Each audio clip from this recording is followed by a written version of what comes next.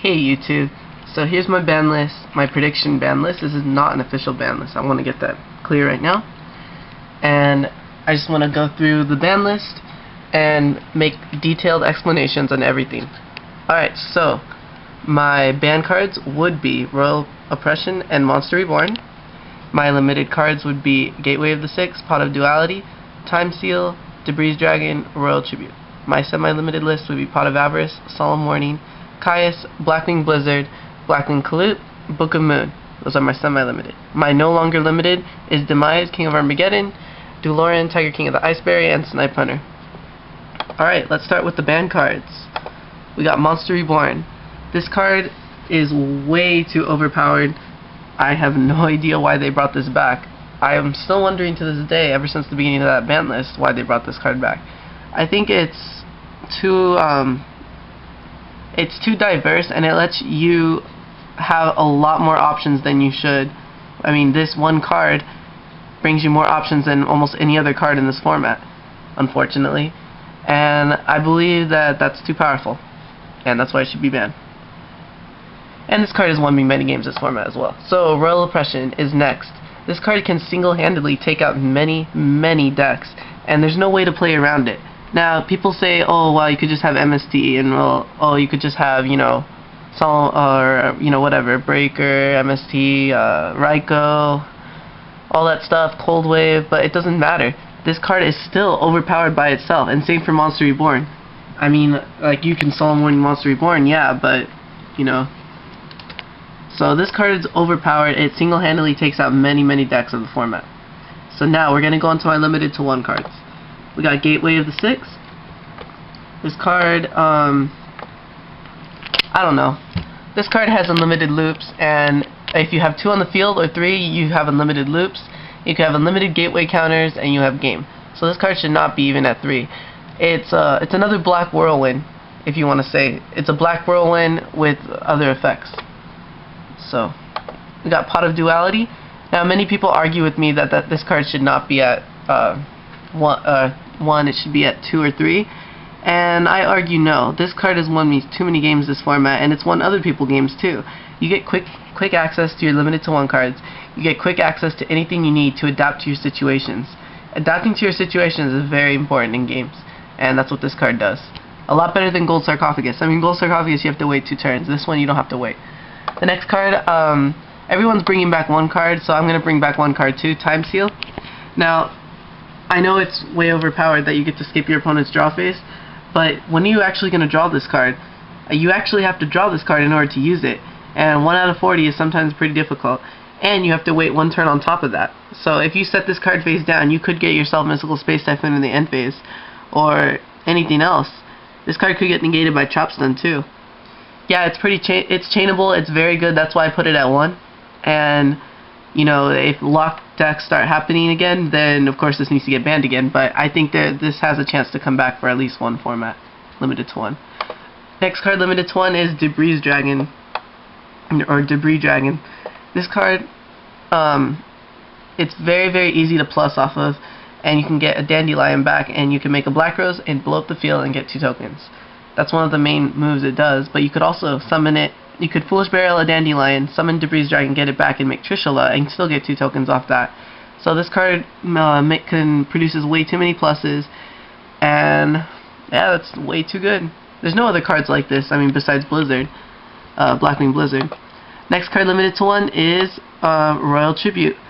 This card can reduce your opponent's hand to 0 on turn 1. So, with that said, that's all you have to know. Next card is, we're going to start on limited to 2 cards, is Pot of Avarice. This card should be limited to 2, because it is a +1, but it makes, you know, it's power plays and top decks that make this card too good. And, you know, it doesn't take much skill to top deck this card. So, and it kind of hurts, Debris Dandy, it kind of hurts, you know, Fabled decks and a few other good themes. Next we got Solemn Warning, limited to 2.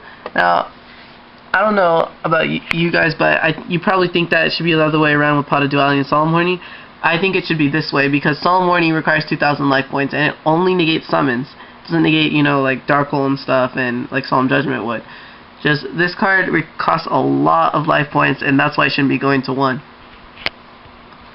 So we have next card is Caius the Shadow Monarch. I wanted to put this card at 1, but I realized that 2 is fair because it's a fair Monarch. You have to trade off a card, a monster of yours, to summon this, and you can't really use it with Reborn all the time because what if you're not running a deck that needs Reborn in it? What if you're running, Teledad or something? Well, Teledad's not that popular right now, but Caius needs to take a hit because it's in Debris Dandies, Frog Monarchs, and it's just, nearly everywhere right now. So, next card, Blackwing Blizzard the Far North. This card's way too overpowered. It's like Debris Dragon. You get advantage, and, people say, oh, why don't you just limit Scrap Chimera then? Well, because Scrap Chimera is very limited onto what it can do. It can only summon a Scrap card. So what are you going to summon? Scrap Beast, Scrap Archfiend, and Scrap Twin Dragon. But this card lets you get into anything. It lets you go into Goyo, Bryonic, and it's just way too good of a one card. Like I was saying with Solemn Warning and Caius and those other cards and Pot of Avarice, they're just way too powerful of a card. So, next we got Blackwing Kalut the Moonshadow. Now this is basically going off the Yu-Gi-Oh! Online list. It's just like Honest. It's not just like Honest, but the difference between this and Honest is you can use this when your opponent has no monsters and you just get a plus 14 boost. And it's really good with Shura, it's very good with Bora, produces OTKs very, very quickly. And I don't think Konami likes OTKs that much. I mean, just see what they did to Frog OTK. Next we got Book of Moon. A lot of people disagree with me on this, but I believe it should go back down to 2. It's been at 2 one time, and it's fine at 2. I mean, people are abusing it way too much, and it has power plays with Mask of Darkness and Time Seal, so it works well with this ban list to put this at 2, even if it's not going to be the case. Book of Moon is protection. Book of Moon is also there's so many things you can do with it. I mean, if you summon Gladiator Gazaris and they go skill drain, you can go chain Book of Moon and you still destroy the card, so it's still really overpowered. And alright, next card I want to talk about is Demise. These are the cards that are going, I think that should go back to 3. Demise, King of Armageddon.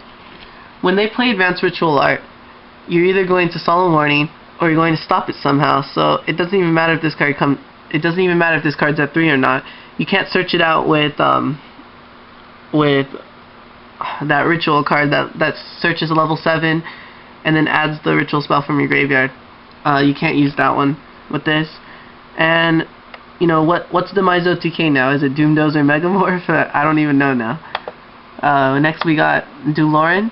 Dewloren should go back to 3 for many reasons. One,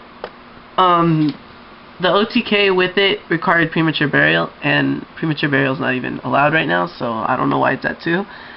But I see some other OTKs with it, although they require too many cards, and requiring more than 4 cards for an OTK is obviously not broken enough, so this card should be back at 3. Next we got limited to 3, Snipe Hunter. Now I could be wrong, but I'm pretty sure that this is not used in any deck right now, or any really, really top tier decks. This card is a really lucky card, and you have a pretty good chance of missing. You have a 66% chance of hitting, and usually the die rolls on a 1 or 6 anyway. I don't know why. I mean, for me at least. So that's my ban list predictions, and I just want to know what you guys think. This is not the official ban list. Just want to remind you guys. I also want to let you guys know a few things before I go on. All the people that I've been trading with, I sent your stuff out already, and I'm going to have Spellground Mats for sale, the black ones, 2-player for $50 each. And I'm also going to have my next video, which is, let's see, this is the ban list prediction video. I'm going to have some video up. I can't believe I forgot what it was. I also wanted to give a shout out to Senior Yu-Gi-Mons. He's really cool. I owe him for everything he's been doing for me. I want to give a shout out to E.G. Paul. So their links will be down on the bottom. And I really hope you guys enjoy this ban list. I'm going to Frankincense today. I might see you there if you go. And this is I am Kevin Silva, helping you become a better duelist. What's up, YouTube? So I'm sponsored by Racer's Machine now, and I'll be handing out business cards. And what they do pretty much is they they can bore, hone, or resleeve, or valve seat cuttings and welding. And pretty much my dad fixes your engine to your motorcycle ATV or motorcycle ATV or whatever, something like that. So if you guys want your engine fixed, be sure to let me know. And he does it real cheap, probably cheaper than anywhere I've ever seen before. And yeah, I also want to let you guys know that I won the 1K tournament at Anaheim last Saturday.